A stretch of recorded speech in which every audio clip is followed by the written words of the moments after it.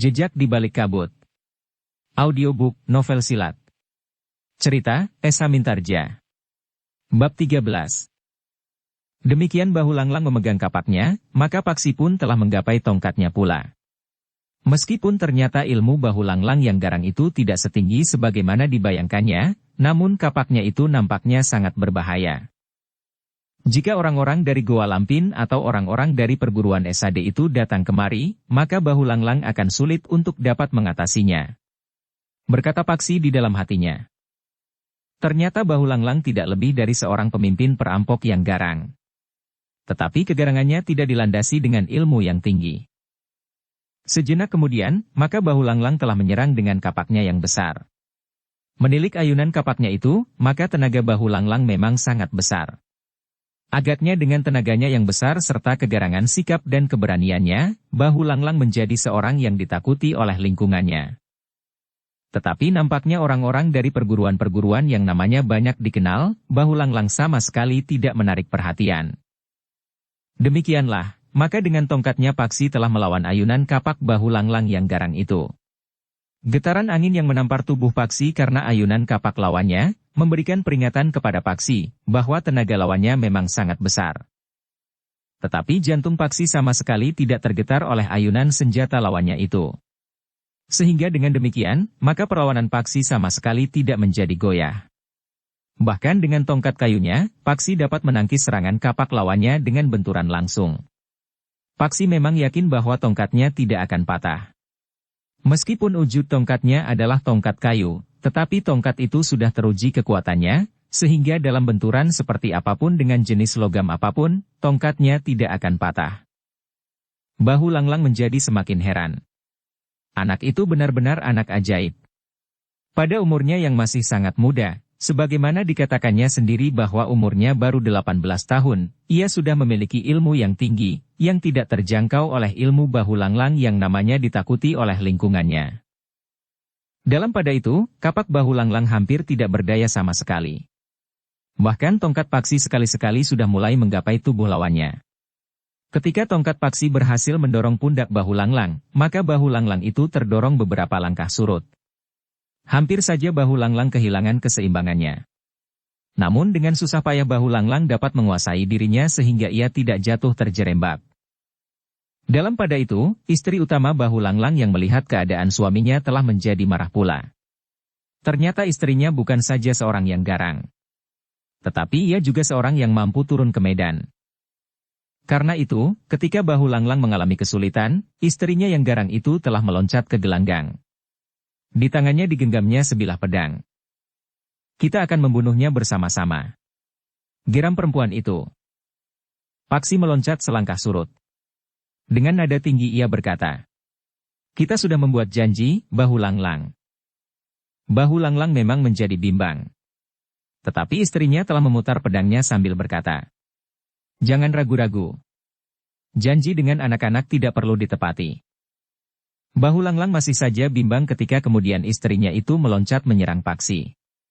Paksi meloncat menghindar sambil berkata, "Bahu Langlang, apa katamu jika kau tidak menepati janji, maka aku tidak akan hiraukan pula."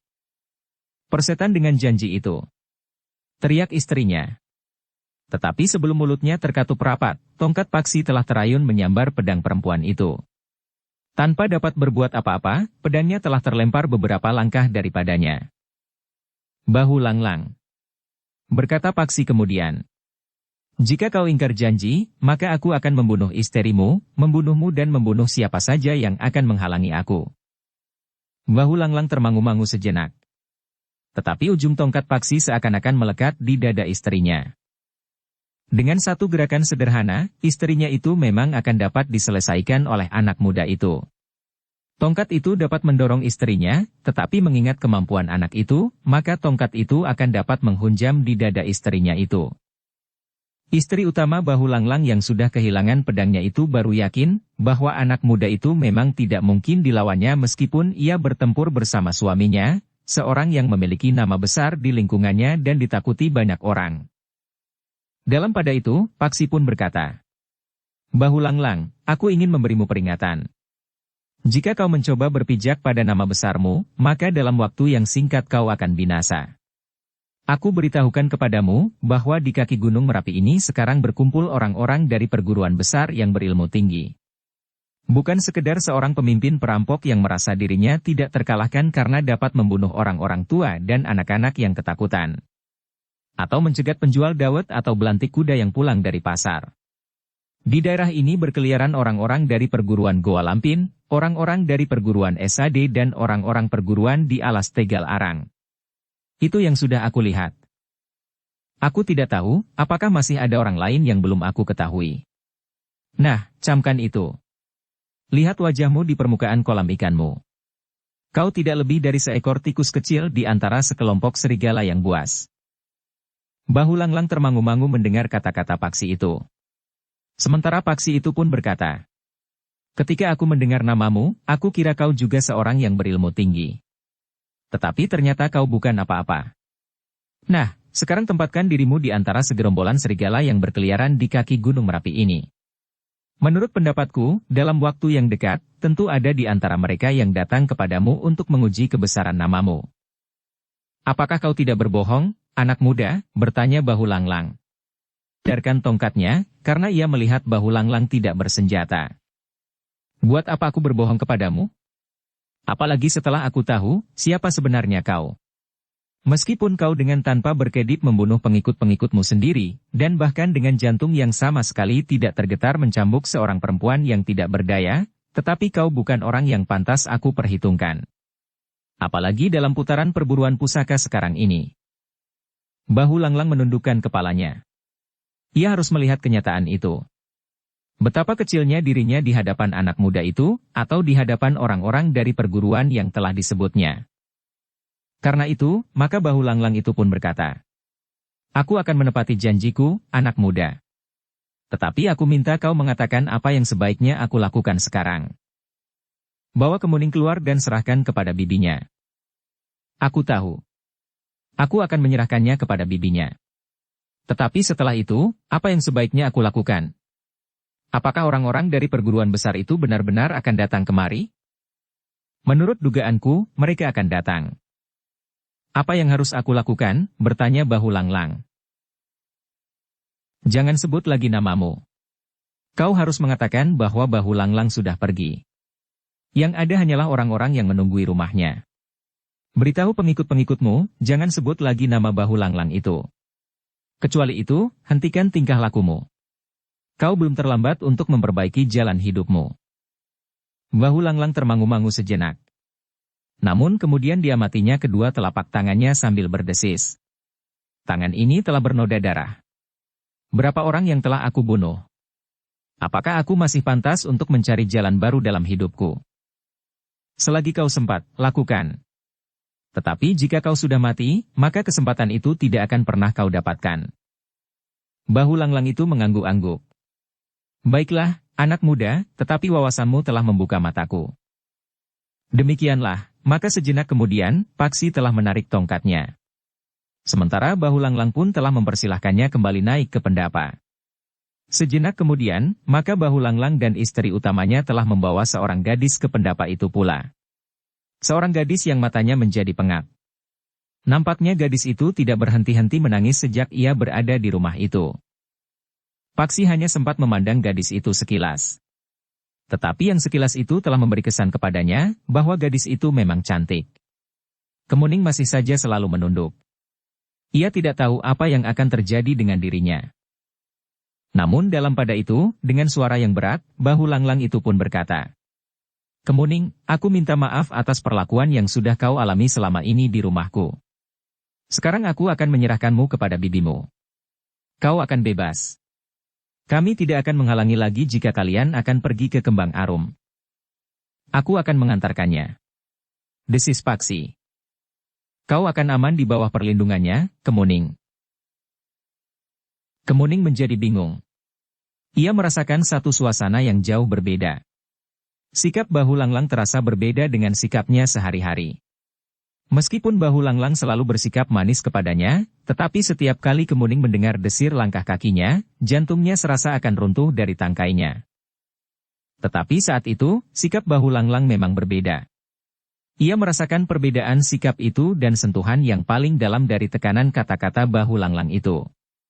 Sikap manis Bahu Langlang rasa-rasanya tidak dibuat-buat seperti biasanya. Kemuning tidak tahu apa yang sebenarnya telah terjadi. Ketika ia memandang bibinya, maka dilihatnya perempuan itu berusaha menahan tangisnya. Namun dalam pada itu, Paksi pun berkata, "Marilah, kita tinggalkan tempat ini. Aku antarkan kalian ke Kembang Arum." Kemuning termangu-mangu sejenak. Sementara Nyi Permati pun bertanya, "Apakah kami diperkenankan berbenah diri?" "Tentu, Bibi," sahut Bahu Langlang dengan serta-merta. "Lakukan apa yang ingin Bibi lakukan. Bibi tahu bahwa sekarang aku sudah tidak berdaya." Nyi Permati masih ragu-ragu. Namun Paksi pun kemudian berkata, "Silahkan berbenah diri. Aku menunggu."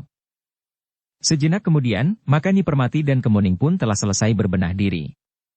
Mereka membawa sebuah bungkusan kecil. Sebungkus barang-barang yang masih tersisa. Di antaranya adalah kain lurik yang telah ditawarkan kepada Paksi. Demikianlah, maka sejenak kemudian, Paksi pun telah meninggalkan rumah Bahu Langlang bersama Nyi Permati dan Kemuning. Bahu Langlang dan istrinya mengantar mereka sampai di regol halaman rumahnya. Demikian mereka meninggalkan halaman rumah itu, maka Kemuning merasa seakan-akan dirinya baru menapak ke dalam sebuah mimpi. Ia sudah tidak lagi berpengharapan untuk dapat keluar dari rumah itu. Kemuning yang masih terlalu muda itu rasa-rasanya sudah berada di antara kuku-kuku seekor harimau yang kelaparan. Namun tiba-tiba ia sudah bergerak meninggalkan rumah itu. Tetapi Kemuning yang tidak tahu apa yang terjadi masih belum percaya sepenuhnya bahwa ia akan benar-benar lepas dari tangan Bahu Langlang. Kemuning masih membayangkan bahwa pada suatu saat nanti, Bahu Langlang akan memburunya dan membawanya kembali ke rumahnya. Tetapi ketika mereka keluar dari padukuhan itu, Nyi Permati itu pun berkata, "Kita sudah lepas dari tangan hantu yang menakutkan itu, Kemuning. Yang Maha Agung telah bermurah hati mengirimkan anak muda itu untuk membebaskanmu." Di luar sadarnya Kemuning berpaling. Namun ketika ia menyadari bahwa Paksi juga sedang memandanginya, maka Kemuning pun segera melemparkan pandangan matanya ke kejauhan. Paksi sendiri juga menggeser pandangan matanya. Namun yang sekilas itu mempertajam kesannya, bahwa Kemuning memang gadis yang cantik. Itulah sebabnya, maka Bahu Langlang ingin menjadikan gadis yang masih belum dewasa penuh itu sebagai istrinya, meskipun landasan keinginan itu semata-mata karena nafsu. Demikianlah, maka ketiga orang itu berjalan semakin jauh. Paksi yang sudah mendapat ancar-ancar arah padukuhan Kembang Arum tidak terlalu sulit untuk menempuh perjalanan yang sudah tidak terlalu jauh itu. Paksi memang mengajak mereka untuk berjalan melewati jalan pinggir hutan. Paksi sama sekali tidak menjadi takut. Sudah setahun ia tinggal di tepi hutan. Bahkan setiap kali ia telah menyusup memasuki hutan itu untuk berburu tanpa merasa takut mendengar aum harimau sekalipun. Kemuning dan bibinya memang merasa ngeri untuk menempuh jalan sempit di pinggir hutan itu. Tetapi karena Paksi yang berjalan di depan itu sama sekali tidak nampak ragu, maka mereka pun berjalan saja mengikutinya. Ketika mereka melalui jalan yang rumit, karena lereng yang menurun agak terjal dan berbatu-batu pada siang tajam, maka Paksi pun berkata, "Jika kita menempuh jalan melingkar, maka jaraknya akan menjadi jauh."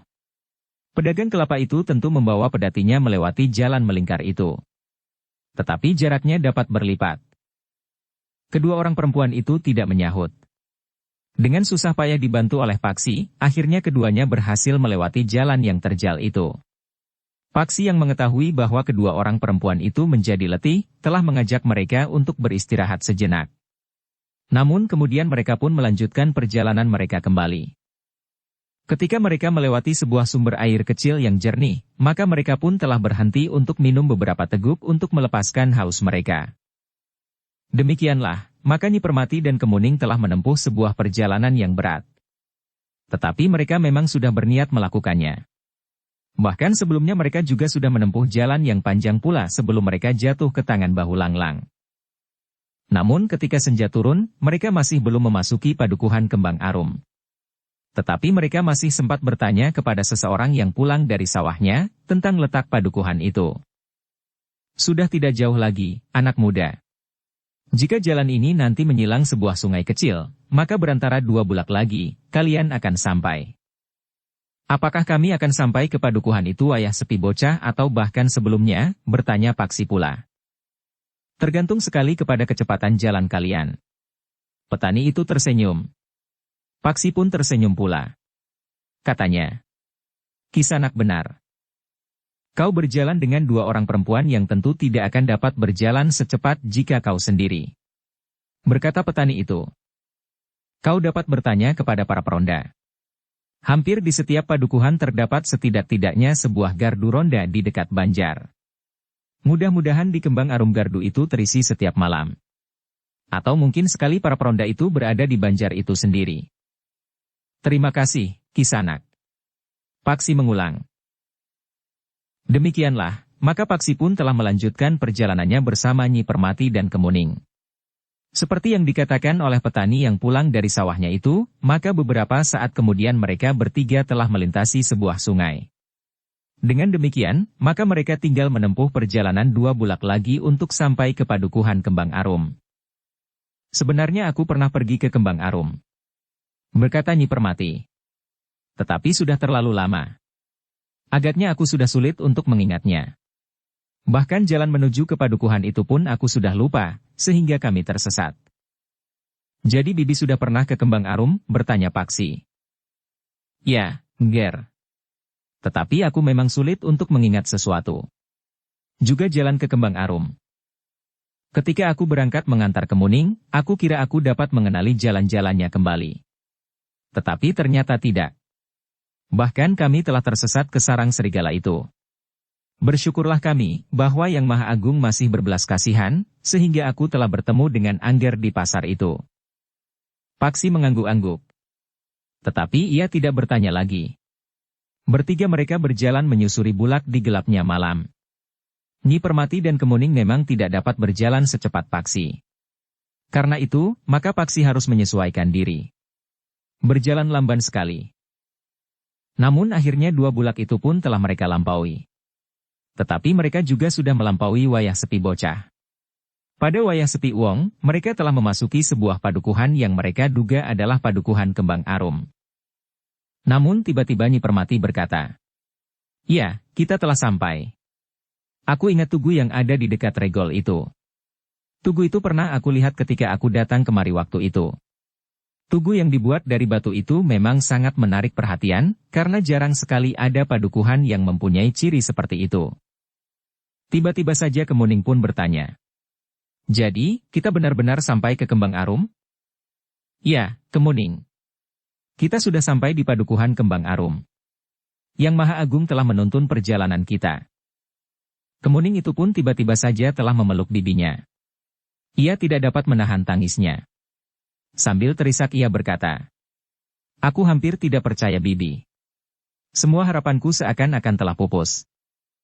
Sudahlah. Doa kita didengarnya. Kita wajib mengucap syukur bahwa akhirnya kita sampai juga di padukuhan ini. Paksilah yang kemudian berkata, "Baiklah.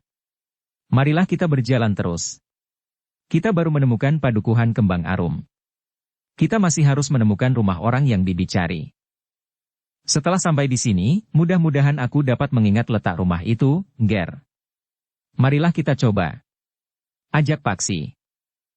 Mereka pun kemudian melangkah memasuki padukuhan. Gelap malam memang agak membingungkan Nyi Permati. Namun demikian, perempuan itu masih dapat mengenali beberapa ciri yang masih ada di padukuhan itu. Ketika mereka sampai di sebuah simpang 4 di dalam padukuhan itu, Nyi Permati pun berkata, "Aku masih ingat pohon beringin yang dipagari ini. Aku ingat benar. Kita harus berbelok ke kanan." Mereka bertiga pun telah berbelok ke kanan.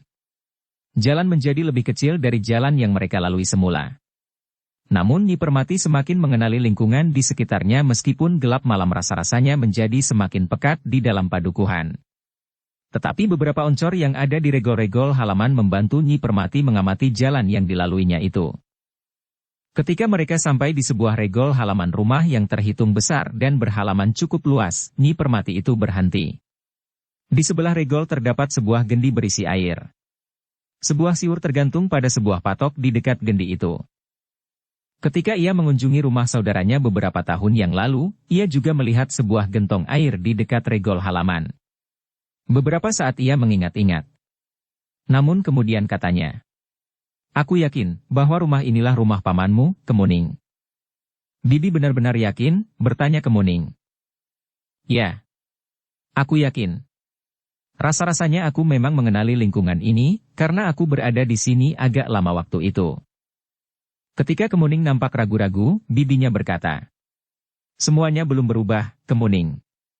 Aku masih mengenalinya, karena waktu itu aku berada beberapa pekan di sini." "Jika bibi yakin, marilah," berkata Paksi kemudian. Ketika Paksi kemudian menyentuh pintu regol, ternyata pintu itu tidak diselarak dari dalam. Demikian pintu itu terbuka, maka perlahan-lahan mereka melangkah memasuki halaman itu. Demikian mereka berada di halaman, maka Nyi Permati itu pun berdesis. "Ya, aku semakin yakin. Rumah inilah rumah pamanmu, Kemuning. Rumah Kakang Pananggungan." Kemuning berdiri termangu-mangu di halaman. Dipandanginya rumah yang terhitung besar itu. Lampu minyak yang menyala di pendapa bergetar disentuh angin, seolah-olah menyampaikan selamat datang kepada Kemuning dan bibinya. Selangkah-selangkah mereka mendekati pendapa yang sepi. Namun kemudian Paksi telah melihat pintu seketeng. Ternyata pintu seketeng tertutup dan selarak dari dalam. Sementara itu gandok kanan dan kiri nampak sepi.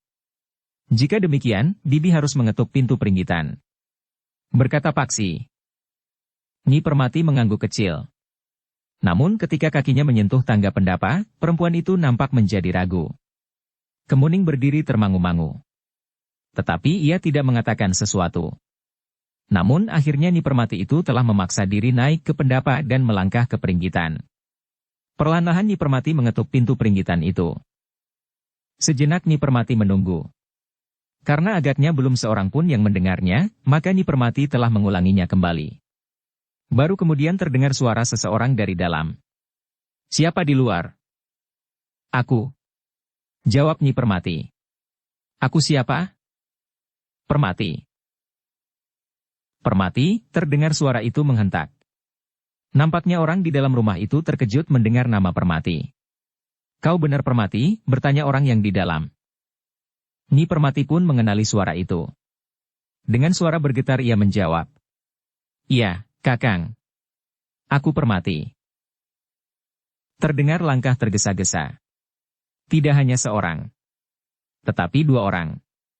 Sejenak kemudian, pintu pun terbuka. Dua orang suami istri berdiri di pintu peringgitan yang terbuka itu. "Permati. Permati, kenapa kau?" Nyi Permati hampir tidak dapat mengatakan sesuatu. Terasa matanya menjadi panas dan tenggorokannya bagaikan tersumbat. "Bokayu," desis Nyi Permati. Nyi Pananggungan pun melangkah mendekatinya. Kedua orang perempuan yang mendekati usia tuanya itu berpelukan. Dengan suara sendat Nyi Permati itu pun berkata, "Aku datang dengan kemenakanmu, Kemuning." "Kemuning? Kau bawa Kemuning kemari?" Nyi Permati yang melepaskan pelukan Nyi Pananggungan itu pun kemudian berpaling. Sambil melambaikan tangannya ia berkata, "Kemarilah Kemuning. Ini pamanmu. Ia tidak akan lupa kepadamu, meskipun ketika paman dan bibimu mengunjungimu, kau masih kanak-kanak." "Kaukah itu Kemuning?" bertanya Nyi Pananggungan. Kemuning pun melangkah naik ke pendapa dan langsung pergi ke peringgitan. Bibinya pun menyongsongnya pula. Dalam pelukan bibinya, rasa-rasanya Kemuning menemukan ketenangan dan kedamaian hati. Karena itu, maka air matanya yang meleleh dari pelupuknya tidak terbendung lagi, bagaimanapun juga ia berusaha menahannya. "Marilah. Masuklah." Ki Pananggungan mempersilahkan. Namun kemudian ia pun bertanya, "Siapakah anak muda itu?" "Anak itu telah menolong kami, Kakang. Tanpa anak muda itu, kami tidak akan sampai di sini."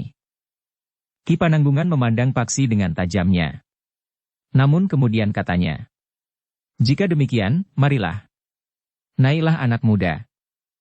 Paksi pun naik pula ke pendapa. Demikianlah, sejenak kemudian mereka sudah duduk di ruang dalam rumah Ki Pananggungan. Tanpa tertahan-tahan lagi, Nyi Permati telah menceritakan apa yang telah dialami oleh Kemuning di rumahnya dan di perjalanan menuju ke Kembang Arum. Apa sebenarnya yang terjadi dengan ayah dan ibu Kemuning? Bertanya Ki Pananggungan. Tidak ada yang tahu, Kakang. Tiba-tiba saja keduanya telah hilang. Dan Kemuning jadi sendiri di rumah, bertanya Nyi Pananggungan. Ya. Itulah sebabnya, kenapa aku mempunyai gagasan untuk membawanya kemari. Namun hampir saja Kemuning terjerumus ke dalam kenistaan sepanjang umurnya. Jika itu terjadi, maka aku adalah orang yang paling bersalah. Ayah dan ibu Kemuning memang suka bertualang. Tetapi jika mereka sudah mempunyai seorang anak gadis, maka mereka tidak boleh memikirkan diri mereka sendiri. Yang aku cemaskan, jika terjadi sesuatu atas mereka. Mungkin mereka pergi bukan karena niat mereka akan pergi.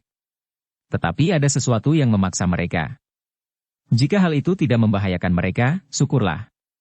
Tetapi jika kepergian mereka itu justru karena mereka tidak dapat mengelakkannya, maka itu akan sangat memprihatinkannya. Ki Pananggungan menarik nafas dalam-dalam. Namun kemudian Ki Pananggungan itu pun kemudian telah berpaling kepada Paksi sambil berkata, "Jadi kau sudah mengalahkan Bahu Langlang?" "Mungkin satu kebetulan saja, Ki Pananggungan," jawab Paksi. Ki Pananggungan mengangguk-angguk. Katanya, "Aku sudah mendengar nama Bahu Langlang. Ia seorang pemimpin perampok yang ditakuti di lingkungan sekitarnya. Apakah kau yang masih semuda itu mampu mengalahkannya?" "Sudah aku katakan, Ki Pananggungan, mungkin satu kebetulan saja. Anak muda, aku justru menjadi curiga kepadamu." Paksi terkejut. Nyi Permati dan Kemuning pun terkejut pula. Hampir di luar sadarnya, Nyi Permati berkata, "Anak muda itu sudah membebaskan kami dari tangan Bahu Langlang. Kau memang melihat seakan-akan peristiwa seperti itu sudah terjadi. Tetapi ini adalah sebuah permainan. Anak muda ini adalah salah seorang dari orang-orang Bahu Langlang itu sendiri." Wajah Permati menjadi berkerut.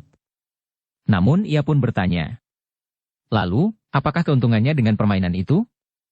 "Apapun yang mereka lakukan, tetapi kami sudah bebas dari tangan Bahu Langlang. Kita memang tidak tahu apa maksud yang sebenarnya.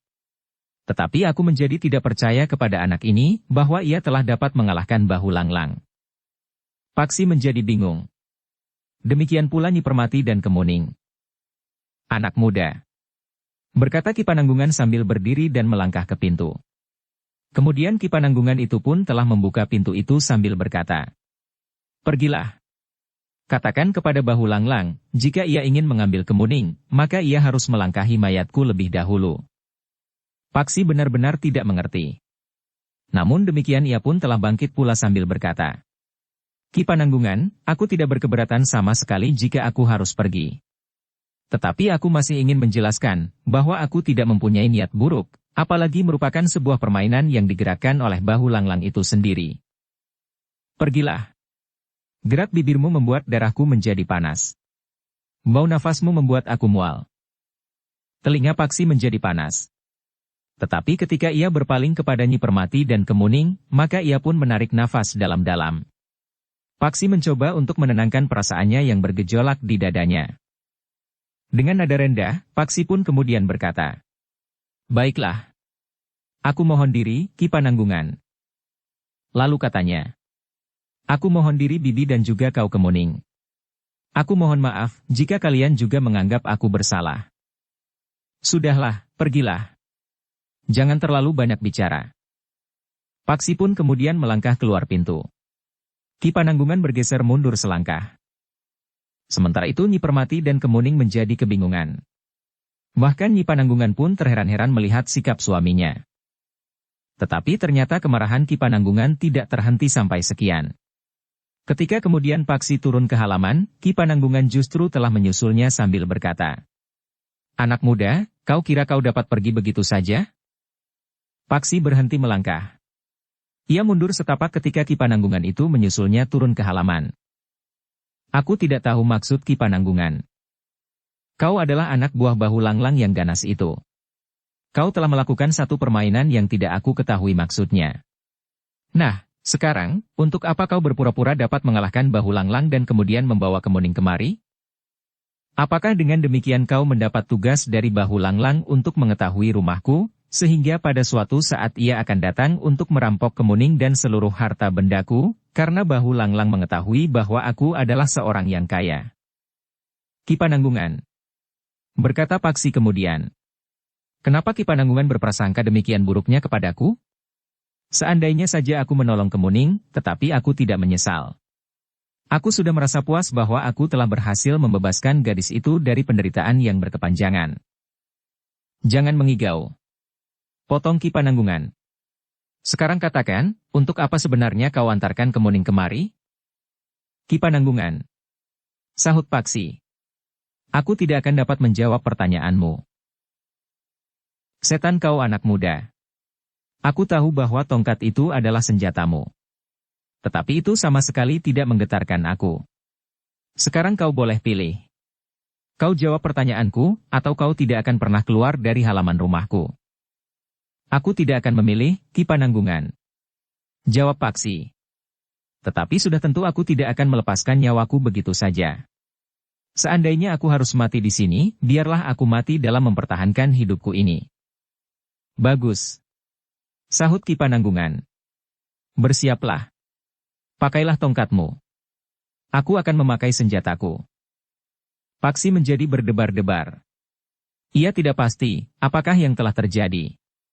Tetapi sudah tentu ia tidak akan membiarkan dirinya diperlakukan tidak adil. Dalam pada itu, Ki Pananggungan pun telah mengurai senjatanya pula. Sebuah cambuk yang berjuntai panjang, yang nampaknya selalu dikenakannya sebagai ikat pinggangnya.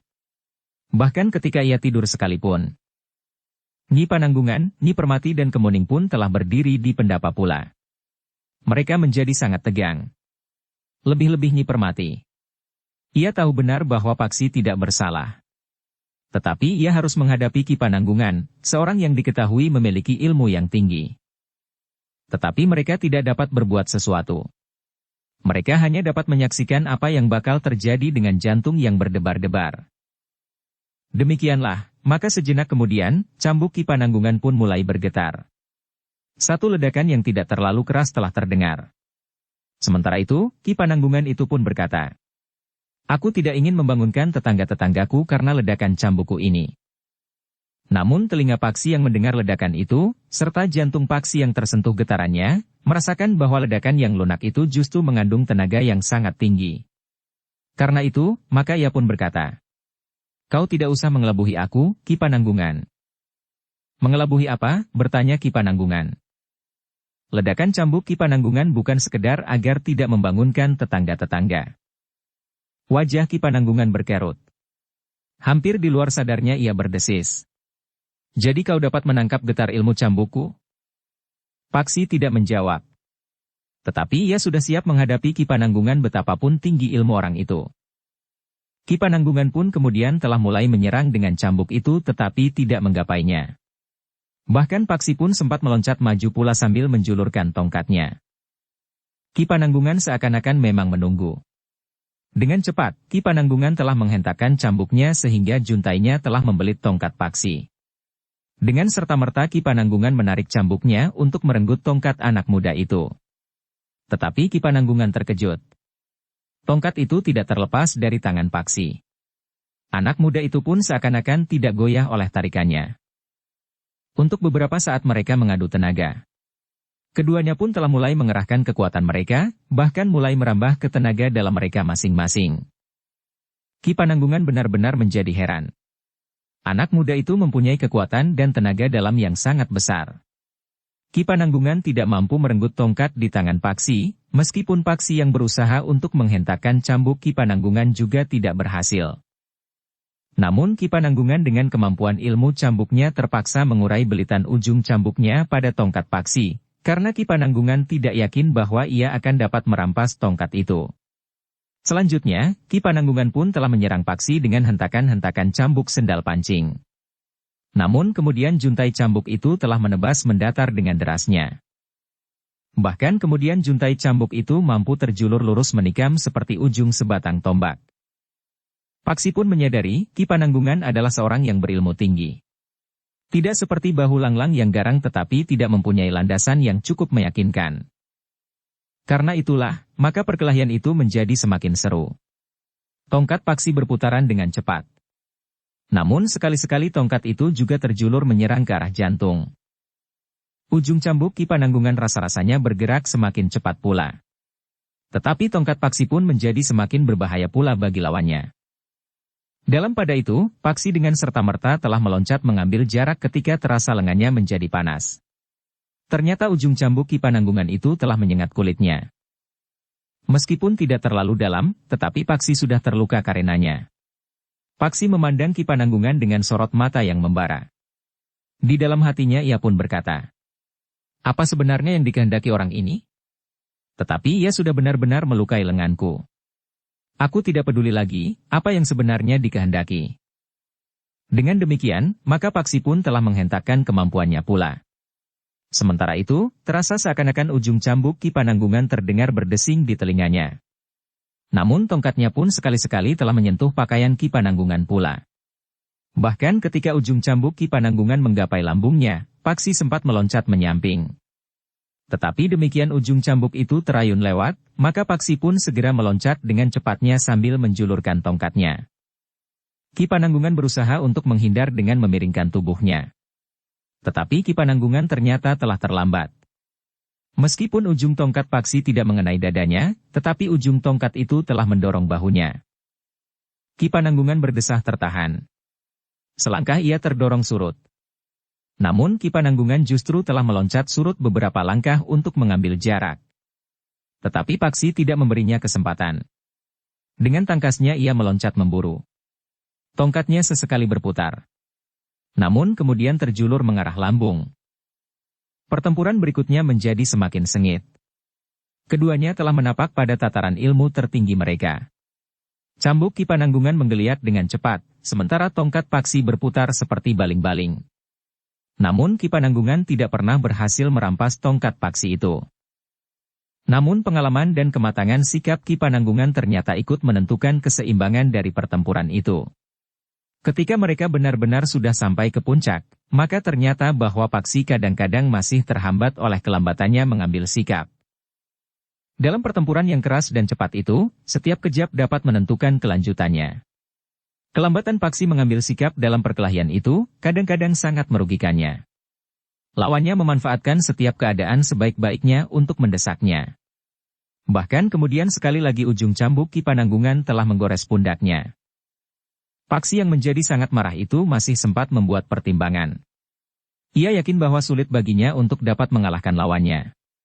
Ternyata Ki Pananggungan memiliki ilmu lebih tinggi dari ilmu yang dimilikinya meskipun hanya selapis tipis. Tetapi Paksi tidak akan menyerah. Ia akan dapat mengalami nasib yang sangat buruk di tangan Ki Pananggungan yang mencurigainya bahwa ia adalah pengikut Bahu Langlang. Karena itu, maka Paksi tidak mempunyai pilihan lain. Dalam keadaan yang terdesak, maka Paksi telah meloncat mengambil jarak. Diangkatnya tongkat tinggi-tinggi. Sekali berputar, kemudian tongkat itu melekat di sisi tubuhnya, lurus mendatar menghadap ke arah lawannya.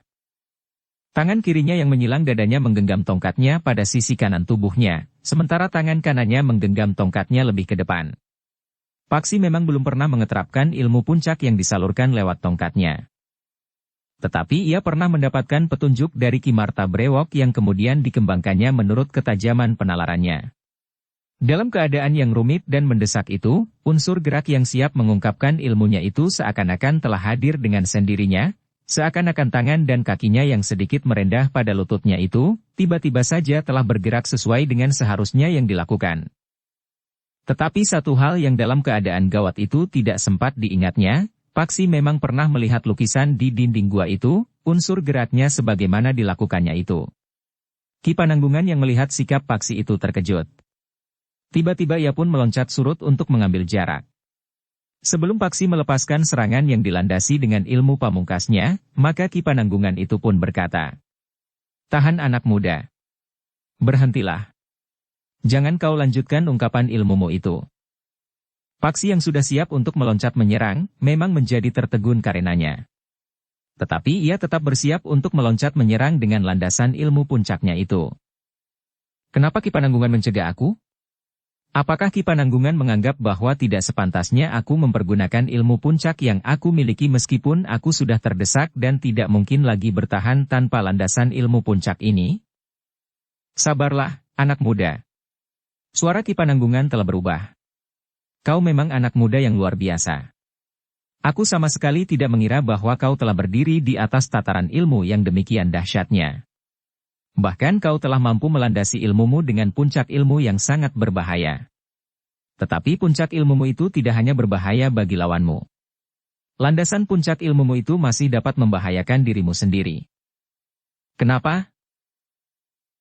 Kau telah mempelajarinya dengan tuntas. Bahkan hampir sempurna. Tetapi pada saat terakhir, kau masih berkesan sangat tergesa-gesa. Kemapanan bagian dalam tubuhmu nampaknya masih lamban dari gejolak kemarahanmu, sehingga saatnya untuk melepaskan ilmumu masih belum tepat. Seranganmu akan menjadi sangat berbahaya bagi lawanmu. Tetapi dengan perlawanan yang mapan, maka jantungmu sendiri akan terluka. Apalagi jika lawanmu memiliki kekuatan yang seimbang dengan kekuatan ilmu puncakmu, tetapi karena pengalaman dan kematangan sikapnya lebih tinggi, maka kau mengalami kesulitan. Kenapa Ki Pananggungan menghiraukan keadaanku? Jika Ki Pananggungan memiliki pengalaman dan kematangan ilmu lebih tinggi dari aku, kenapa Ki Pananggungan tidak mengeterapkannya dan tidak perlu mempedulikan aku? Apakah aku akan menjadi debu atau adik pengamun-amun? Ki Pananggungan tersenyum. Katanya, kau masih marah. Paksi mengerutkan dahinya. Tetapi ia menjawab, Ki Pananggungan telah melukai aku. Ki Pananggungan tertawa. Katanya, bukankah luka itu tidak berbahaya? Kau juga sudah menyakiti aku. Pundakku rasa-rasanya telah pecah oleh ujung tongkatmu. Aku tidak mengerti. Apa maksud Ki Pananggungan sebenarnya? Apakah Ki Pananggungan sekedar mempermainkan aku? Tetapi karena Ki Pananggungan melihat kemungkinan buruk, maka Ki Pananggungan lalu bersikap lain. Aku mengerti bahwa kau akan marah. Tetapi jangan mulai menyombongkan diri. Itu sama berbahayanya dengan ketidakmapananmu untuk melepaskan ilmu pamungkasmu. Paksi tertegun sejenak. Peringatan Ki Pananggungan itu di telinganya terdengar seolah-olah gurunya, Ki Marta Brewoklah yang mengucapkannya. Jika ia terperosok ke dalam sikap sombong, maka jalannya menuju ke masa depannya akan menjadi suram. Paksi, berkata Ki Pananggungan, aku memang curiga bahwa kau benar-benar mampu mengalahkan Bahu Langlang. Bukan karena kau adalah salah seorang pengikutnya, tetapi aku menduga kau telah mengambil kemuning dan bibinya dengan cara yang licik. Karena itu, aku mengujimu, apakah kau benar-benar memiliki ilmu yang pantas untuk mengalahkan Bahu Langlang. Namun ternyata ilmumu jauh lebih tinggi dari ilmu yang diperlukan untuk mengalahkan Bahu Langlang, karena aku tahu tataran kemampuannya meskipun aku belum pernah berhadapan dengan orang itu. Bahkan aku sempat menjadi jengkel, karena kau ternyata mampu mengimbangi ilmuku sendiri. Tetapi ketika kau akan melepaskan ilmu pamungkasmu, aku melihat kelemahanmu. Jika aku terpaksa bertahan akan terjadi benturan, maka aku mencemaskan bagian dalam tubuhmu. Nampaknya kau masih memerlukan pengalaman dan kemapanan. Meskipun demikian, aku sudah sangat mengagumimu. Aku belum pernah bertemu ataupun mendengar bahwa anak muda seumurmu sudah memiliki tataran ilmu sebagaimana kau miliki. Paksi menarik nafas dalam-dalam. Sementara itu, ketiga orang perempuan yang menyaksikan pertempuran itu berhenti, menjadi sedikit lega. Tetapi mereka tidak mengerti apa sebenarnya yang dikehendaki oleh Ki Pananggungan. Pembicaraan pendek itu memang sedikit membuka hati mereka, namun mereka masih memerlukan penjelasan. Marilah, Paksi, berkata Ki Pananggungan. Jika kau sudah tidak marah lagi, naiklah. Kita kembali duduk di ruang dalam. Barangkali ada yang perlu kita bicarakan. Paksi menjadi ragu-ragu. Tetapi ketika ia memandang wajah Ki Pananggungan di bawah cahaya suram lampu minyak pendapa, rasa-rasanya Paksi dapat mempercayainya. Karena itu, maka Paksi pun tidak menolak. Ia pun kemudian naik ke pendapa dan berjalan lewat pintu peringgitan masuk ke ruang dalam. Seperti ketika Paksi bersama Nyi Permati dan Kemuning baru datang, maka mereka pun duduk di ruang tengah itu. Suasana memang masih agak tegang. Paksi belum dapat melepaskan gejolak perasaannya. Apalagi lukanya masih terasa pedih. Namun Ki Pananggungan itu pun berkata, biarkan Nyi Permati mengobati lukamu, Paksi. Barangkali kau belum mengetahui bahwa Bibi Permati adalah seorang yang sangat menguasai ilmu obat-obatan. Ah, tidak seperti itu. Tetapi barangkali aku dapat membantu membersihkan luka-lukamu itu. Sahut Nyi Permati. Sementara Nyi Permati mengobati luka yang tidak terlalu dalam pada tubuh Paksi, maka Nyi Pananggungan pun telah berada di dapur. Kemuning ikut pula membantunya.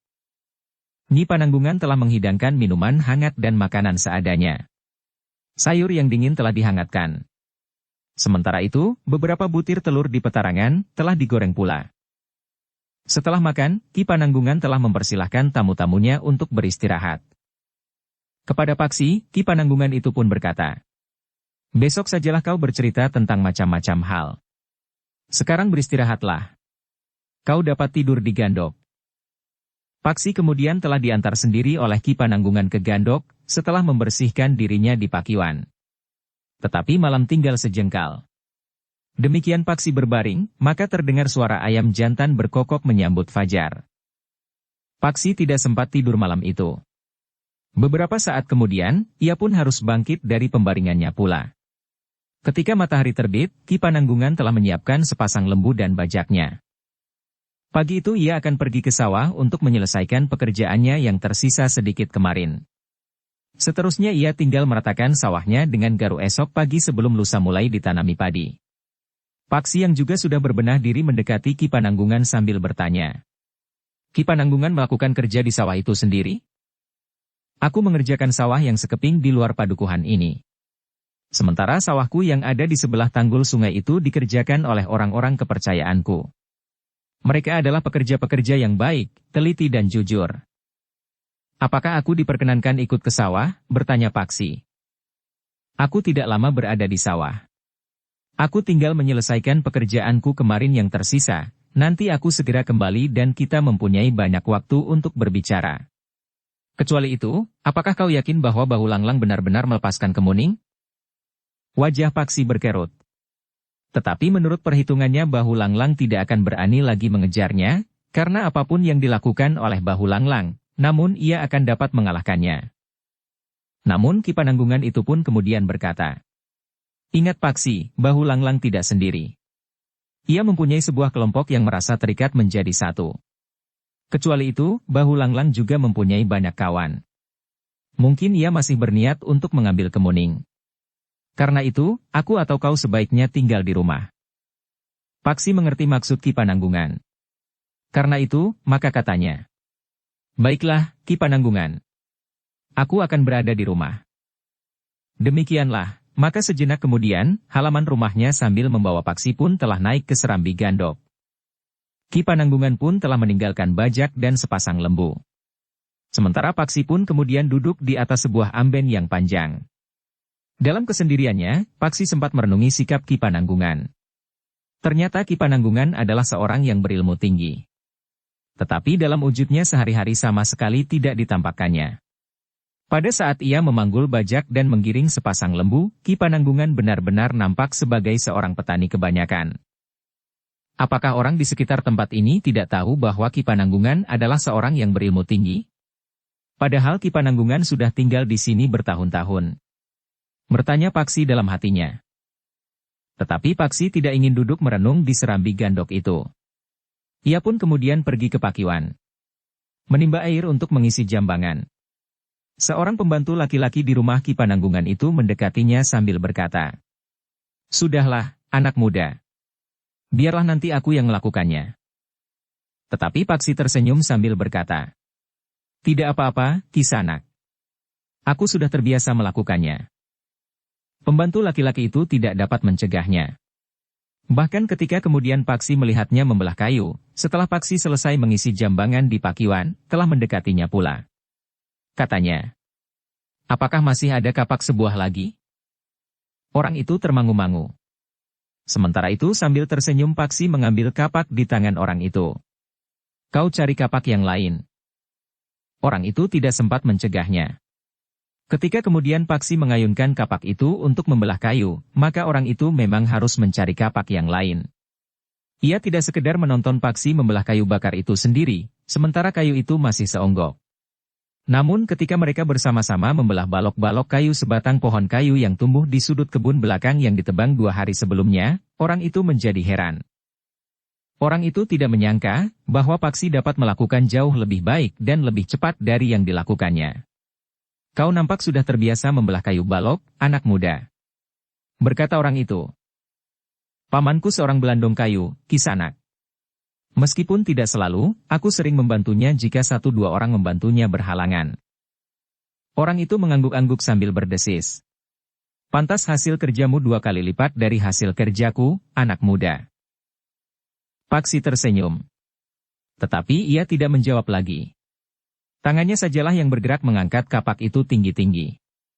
Kemudian terayun deras.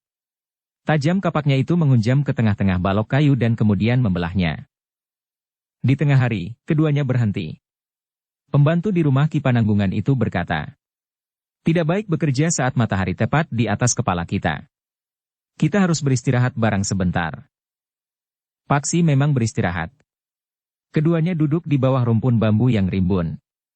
Sambil menyodorkan sebuah gendi berisi air dingin yang sejuk, orang itu bertanya, "Kau haus?" Paksi menerima gendi itu dan meneguk air dari dalamnya. Betapa segarnya. Sambil menarik nafas panjang, Paksi pun menyerahkan gendi itu sambil berdesis.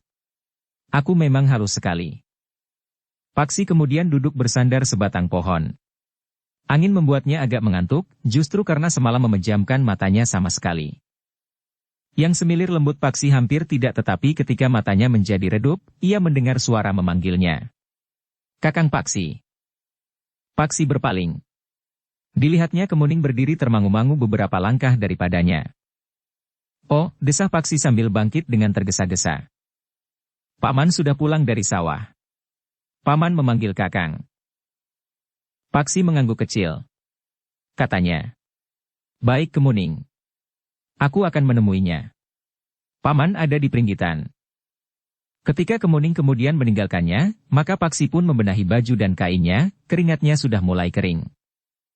"Aku dipanggil Ki Pananggungan," berkata Paksi kepada pembantu rumah itu. Orang itu mengangguk. Katanya, "Biasanya Ki Pananggungan belum pulang pada saat seperti ini. Jika sudah terlanjur berada di sawah, meskipun kerja sudah selesai, Ki Pananggungan terbiasa menunggui sawahnya sampai matahari turun. Panasnya hari ini," desis Paksi. Agaknya Ki Pananggungan sudah merencanakan sejak berangkat untuk pulang agak lebih cepat dari biasanya.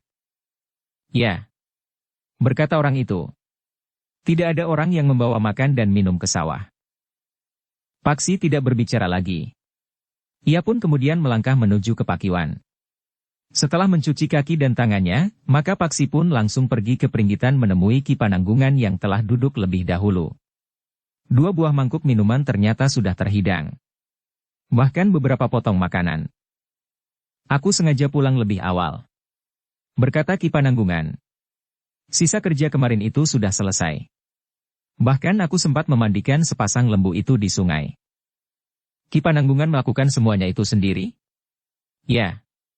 Aku memang anak petani. Tetapi bukan petani kebanyakan," sahut Paksi. Ki Pananggungan tertawa. Katanya, "Satu kebetulan bahwa aku tinggal bersama kakek. Juga bersama ayah Kemuning. Di samping mengajari kami bertani, kakek juga mempunyai kelebihan lain. Kami adalah murid-murid kakek." "Apakah sekedar kebetulan?" bertanya Paksi. Ki Pananggungan tertawa berkepanjangan. Katanya, "Tetapi ada unsur kebetulan. Namun kemudian kami menjadi bersungguh-sungguh. Kami bekerja keras bersama kakek bertahun-tahun, sehingga akhirnya kami masing-masing berumah tangga sendiri. Meskipun demikian, kami masih selalu datang ke rumah kakek untuk mematangkan ilmu yang kami warisi dari kakek itu, sehingga saatnya wadah kakek tidak mengizinkan lagi bermain-main di dalam sanggar. Tetapi dalam keadaan wadaknya yang semakin lemah, kakek masih tetap membimbing kami." Paksi mengangguk-angguk. Dengan kerja keras Ki Pananggungan akhirnya menjadi seorang yang berilmu tinggi, meskipun penampilannya sehari-hari masih tetap sederhana dan tidak lebih dari seorang petani biasa. Bersambung ke bab 14. Dukung kami dengan subscribe, follow, like, komen dan share. Terima kasih.